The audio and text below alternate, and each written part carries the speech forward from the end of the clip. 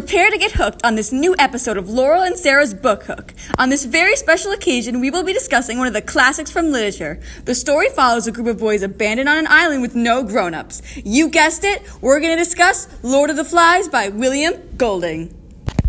More specifically, we will be exploring the psyche of Simon, one of the only boys able to avoid the descent to savagery. Throughout the novel, Simon remains unaffected by eternal evil and continues to put others before himself. His selfless or altruistic nature can be overlooked in the group, even though it positively affects the others. Hey Sarah, you want to read the thesis? Don't mind if I do. Hit it. In Lord of the Flies, the character Simon reveals how having an altruistic personality in society is not appreciated, but necessary for a society's survival. Having an altruistic personality can put that person in a stressful situation, often resulting in a negative outcome for the altruistic individual. So, you may be wondering, what is altruism? Altruism is the ability to put the physical and mental status of another person before one's own needs.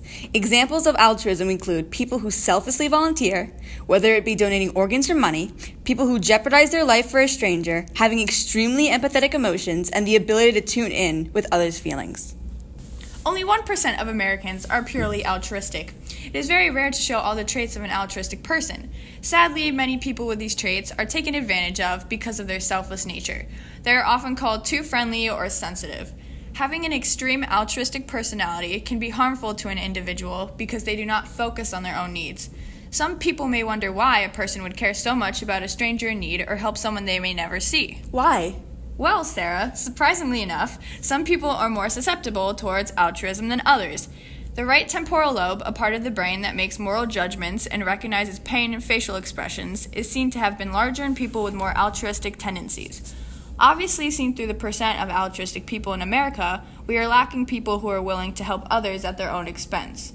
In The Lord of the Flies, Simon can represent these lack of people in a society. Simon repeatedly makes altruistic decisions and shows sign of having an altruistic personality. A classic example of Simon's selflessness is when a cruel and horrible boy named Jack hunts and kills a pig for food. The boys begin feasting on a slightly raw meat that Jack has killed, when an obese boy named Piggy asks for some meat. Jack denies Piggy any of the meat, and Piggy goes hungry. Then, Simon shares his portion with Piggy. Quote, Simon, sitting between the twigs, and Piggy, wiped his mouth and shoved his piece of meat over the rocks to Piggy. End quote.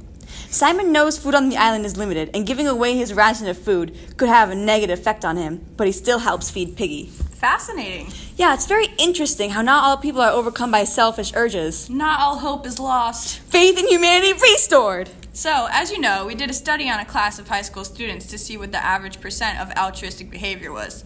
Yes, and the results were quite hopeful as well. Out of 100, 77% was the average, 94% was the highest score, and 70% was the lowest score. So, a majority of the scores were an average of high levels of altruism. When the people who scored a 90% or above were asked, do you feel like you've been taken advantage of? The common answer was yes. Many of the subjects say people would abuse their caring personality to get free labor, free stuff, or anything that they can take from the altruistic person.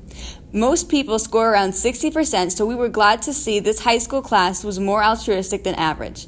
Like the high percentage of altruistic people in this class of high school students, Simon is taken advantage of when brutally murdered. Even after Simon's death, Piggy denies being part of his murder by claiming it was, quote, an accident, end quote. Piggy also makes excuses saying it was, quote, dark, end quote, or that Simon was acting, quote, batty, end quote. Even though Simon gave his meat to Piggy and helped him, Piggy is still unappreciative and doesn't care that he had taken part of Simon's gory demise. He took Simon's act of kindness for granted and did not take any blame or responsibility for his heinous actions. Hey, Laurel.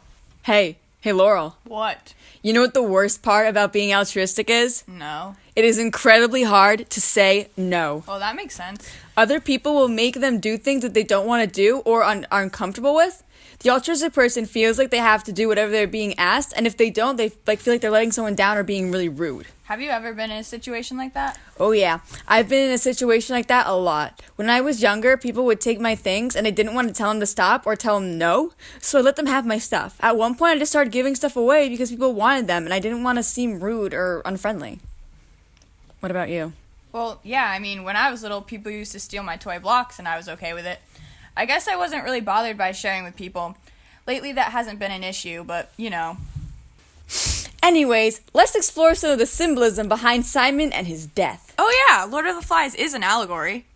What's an allegory? Well, when a book has symbolism from beginning to end, everything in the book, story, or movie has a literal and figurative meaning. Oh, like how in the book when Simon dies, the world becomes silent, all the beauty in the island seems to flourish and then die? Yeah! The clouds drifted away so that the sky was scattered once more with the incredible lamps of stars. Then the breeze died too, and there was no noise save the drip and trickle of water to the brown earth. What are you talking about? I'm quoting Simon's death, Laurel. Jeez. Oh, carry on. Anyway, symbolically and in a more literal sense, when Simon dies, so does the beauty left on the island. This can be seen through the description of Simon's death. Golding does this to show how important the kindness of Simon is. With kindness comes beauty and peace in a society. After Simon is gone, all the boys except Ralph, Piggy, Sam, and Eric become full savage. That can also symbolize the effects of the loss of kindness in a civilization. Kindness, although taken for granted, is one of the factors that keep a civilization together. Without kindness and thoughtful people, others would suffer, war would become a constant reality, and ultimately, society would destroy itself. No one realizes how important Simon was until he died. Ralph is the only boy who did come to this realization and becomes extremely worried for their survival. With the loss of Simon, Ralph understands that there is no one who is purely good left, and that survival on the island will be difficult. Speaking of purely good, Simon's story is very similar to that of Jesus Christ. Well, Simon is a saintly figure. Christ would help people by performing miracles like pulling enough fish out of a basket to feed a whole town when there were only like 5 fish.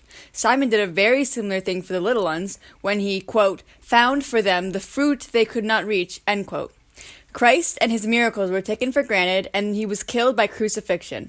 It was not until after his death that people realized how important he is. Same thing with Simon. After he helped the boys with making huts, collecting food, and volunteering for various tasks, the boys literally rip him to shreds with their, quote, teeth, end quote, and, quote, claws, end quote.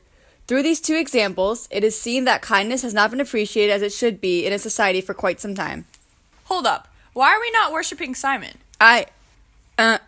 That is a great question. Why are we not worshiping Simon? I don't know.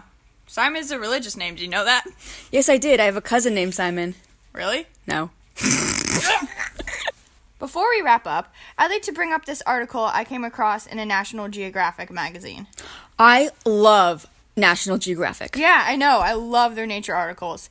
Anyway, in the study of psychology, there is a scale called the selfish scale. At one end of the spectrum is a purely altruistic personality, and at the other end is a psychotic personality. When coming across this in the magazine, I found it interesting as to how the article can relate to each character in The Lord of the Flies. For example, Jack, described as the, quote, chorister boy with red freckles, end quote, would be rated more on the psychopath side, expressing signs such as low empathy and a relatable charm, while Simon is on the altruistic side. All the other boys rank between this on the scale, but towards the end of the book, the majority have fell towards the psychopathic spectrum. This could also be evidence as to how people in society are more influenced by corrupt and charming personalities rather than appreciate the people who treat them well. Wow, that is very interesting. I wonder where I rank on the altruistic scale. Well, that's what the quiz is for. Go take it and share with us your results on Twitter. We'd love to see what the results are. I know I'm going to take it. Hey, Laurel. What? Who do you think is the most altruistic person in history? I'm gonna say Gandhi. Ooh, that's a good one. I was gonna say Martin Luther King Jr. It's sad how they were both assassinated, even though they were kind and just wanted to make the world a better place. Just like how Simon was trying to make the island a better place for the boys to live. To end on a lighter note, hey, Laurel. What? Knock, knock. Who's there? Altruistic person. Altruistic person who? Altruistic people are underrated every day. Okay. Well, that was a great joke. Thank you. Really appreciate it. Okay. Anyway, that's all the time we have for today. Tune into our podcast next time for Cyril and Laurel's Book Hook.